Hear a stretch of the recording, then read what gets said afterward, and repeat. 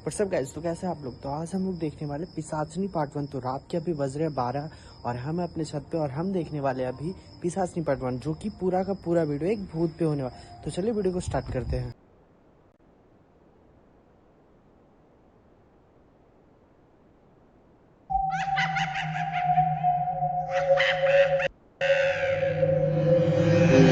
इस कहानी के लेखक है संजय कामले। है दोस्तों, मैं आपका दोस्त राहुल। रात के करीब 12 बज चुके हैं। आज फिर एक बार आपके सामने YouTube लाइव में हाजिर हूँ। जैसा कि आप जानते हैं, पिछली 5 जगहों पर हमने पूरी रात बिताई, पर हमें कोई डरावनी बात नजर नहीं आई और ना सुनाई दी। इसके साथ हमारा यकीन और ज्यादा मजबूत हो चला है कि भूत प्रेत आत्मा सब कुछ बकवास है। ना इनका कोई वजूद है, ना ये कहीं मौजूद है।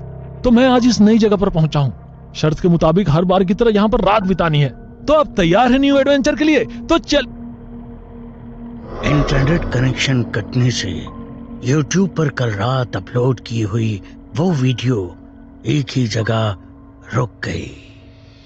उसने मोबाइल की स्क्रीन बंद की और मोबाइल वैसे ही अपने हाथ में पकड़कर कार की खुली खिड़की से उदासी भरी निगाहों से बाहर झांकने लगी। सुबह के करीब 10 बज चुके थे। सूरज की हल्की सुनहरी धूप जंगल में चारों ओर फैली थी।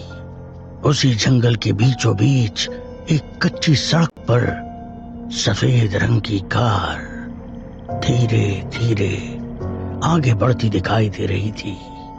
कार के अंदर बैठे कॉलेज के लड़के लड़कियां जंगल के उस सन्नाटे को बिना कुछ बोले नजरों से ही समझने की कोशिश कर रहे थे। उन्हें सबसे अजीब बात ये लग रही थी कि उस जंगल में इतना सन्नाटा होने के बावजूद किसी भी जंगली जानवर की आवाज या आहट महसूस नहीं हो रही थी और ना ही पंछियों की आवाज आ रही थी। इंसान तो क्या, मानो जंगली जानवर और पक्षी भी उस इलाके में आने से डरते थे। उनकी कार एक जगह आकर रुकी और धीरे धीरे सभी दोस्त कार से बाहर निकलने लगे। सब हैरान नजरों से सिर्फ चारों ओर देख रहे थे। उनके सामने एक बड़ा सा आलीशान बंगला था। उस इलाके को गौर से देखते हुए सभी चलते चलते बंगले के गेट से अंदर आए और सीढ़ियां चढ़कर सभी दोस्त दरवाजे के बाहर रुक गए।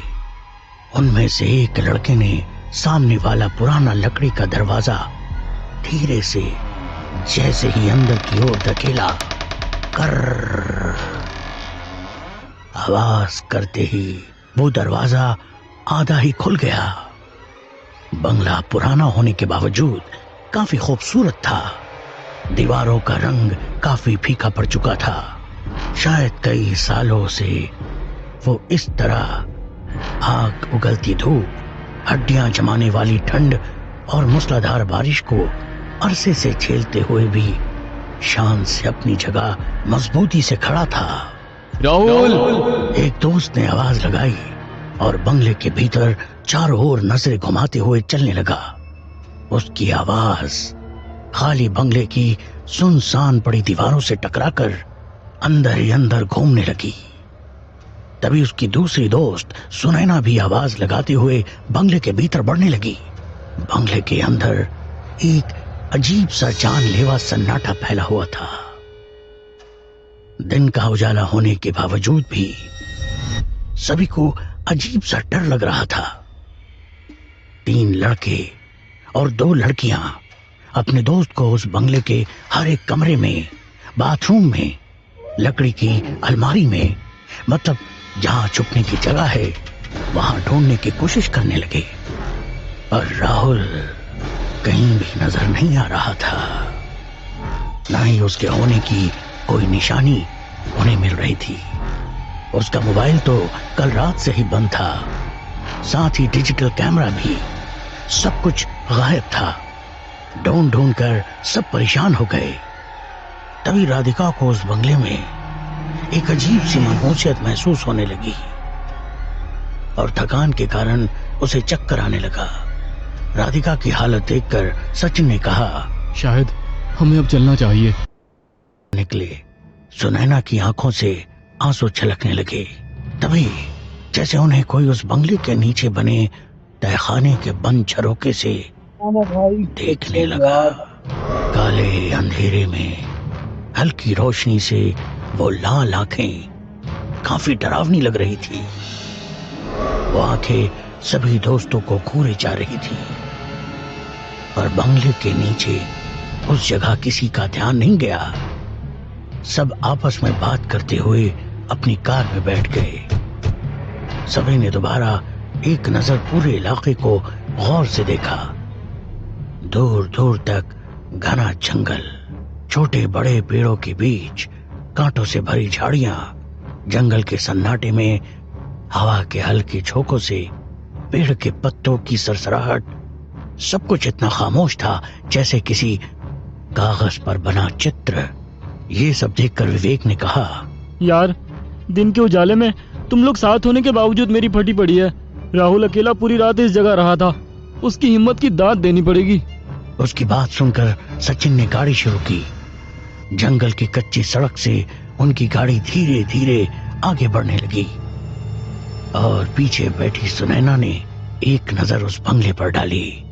वो वीरान पड़ा बंगला कुछ ज्यादा ही अजीब लग रहा था और उस तहखाने से वो दो आंखें अभी भी सुनैना को घूरे जा रही थी।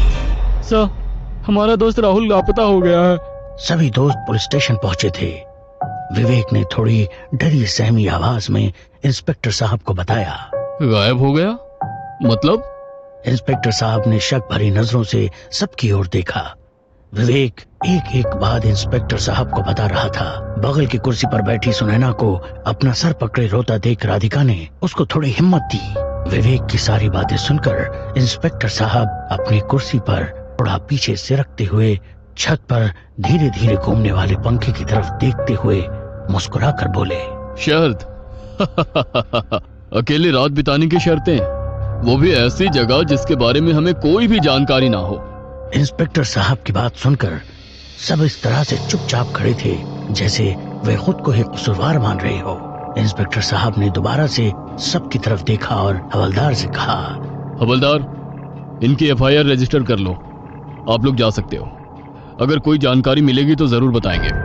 सर, कुछ भी करके हमारे दोस्त को ढूंढ लीजिए। मैं आपके आगे हाथ जोड़ती हूँ। फिक्र मत कीजिए। वैसे राहुल के घर वालों को उसके लापता होने के बारे में जानकारी है? इंस्पेक्टर साहब की वो बात सुनकर सब गंभीरता से एक दूसरे की तरफ देखने लगे। नहीं, पर उसके घर वाले सुबह से हम सबको कॉल करके राहुल के बारे में पूछ रहे हैं। तो तुम लोगों ने क्या कहा? हमने कहा वो हमारे साथ नहीं है।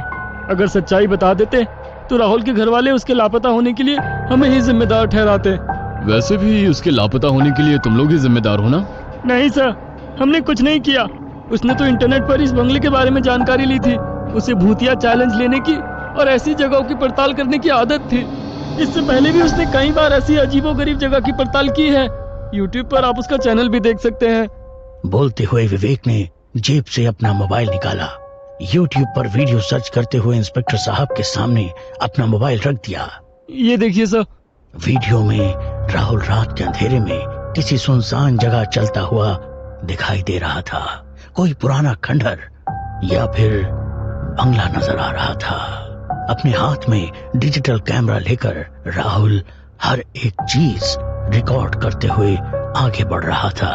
साथ ही वह उस जगह और वक्त के बारे में जानकारी भी दे रहा था। तो ये है तुम्हारा दोस्त राहुल। इंस्पेक्टर साहब की करारी आवाज सुनकर सभी ने हाँ में गर्दन हिलाई। सभी दोस्त नाराज होकर अपने अपने घर चले गए। किसी का भी अपने काम में मन नहीं लग रहा था। सुनैना सबसे ज्यादा दुखी थी क्योंकि राहुल और सुनैना एक दूसरे से बेहद प्यार करते थे। सुनैना के लाख मना करने पर भी राहुल ने विवेक के साथ लगाई वो शर्त एक्सेप्ट की, जिसका नतीजा उन सबको भुगतना था। राहुल के माँ बाप सुबह से फोन करके अपने बेटे के बारे में पूछ रहे थे, मगर उनके सवाल के जवाब किसी के पास नहीं था। रात हो गई। सुनैना गुमसुम सी डाइनिंग टेबल से सटी कुर्सी पर कहीं नजरें गड़ाए बैठी थी। सुनैना बेटा, क्या हुआ? पापा ने प्यार से सुनैना के सिर पर हाथ रखते हुए पूछा। तबीयत ठीक नहीं लग रही है पापा, मैं जाकर आराम कर लेती हूँ। बेटा कुछ तो खा लो, भूखे पेट सोओगी तो नींद नहीं आएगी। भूख नहीं है पापा। सुनैना की उदासी भरा चेहरा देखकर माँ ने कहा। सुनैना बेटा, राहुल अभी छोटा बच्चा थोड़ी ही है, अपने दोस्तों के साथ कहीं गया होगा नए एडवेंचर की तलाश में, आ जाएगा वापस, तुम चिंता मत करो। माँ की बातें सुनकर सुनैना थोड़ी मुस्कुराई और अपने कमरे में चली गई। उसने अपने कमरे का दरवाजा बंद किया और फूट फूट कर रोते हुए अपने बेड पर लेट गई। रह रहकर उसे राहुल की याद आ रही थी। अपना मोबाइल लिया और राहुल को फोन करने लगी। पता था कल रात से ही उसका मोबाइल बंद है, पर दिल ये मानने को तैयार नहीं था। मोबाइल स्विच ऑफ था। मोबाइल बेड पर रखकर वो उसकी यादों में रोने लगी। सब कुछ कितना अच्छा चल रहा था। घंटों एक दूसरे के साथ समय बिताना, उसके बाइक पर बैठकर दूर पहाड़ों की सैर करना, फिल्म देखना, कड़ाके की ठंड में भी रात को उसकी फेवरेट आइसक्रीम खाने के लिए बाइक पर शहर में घूमना। एक पल में सब कुछ बदल गया।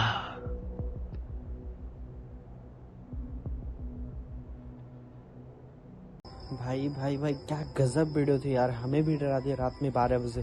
तो गाइस अगर जो वीडियो पसंद आई है तो चैनल को सब्सक्राइब और वीडियो को लाइक जरूर करें।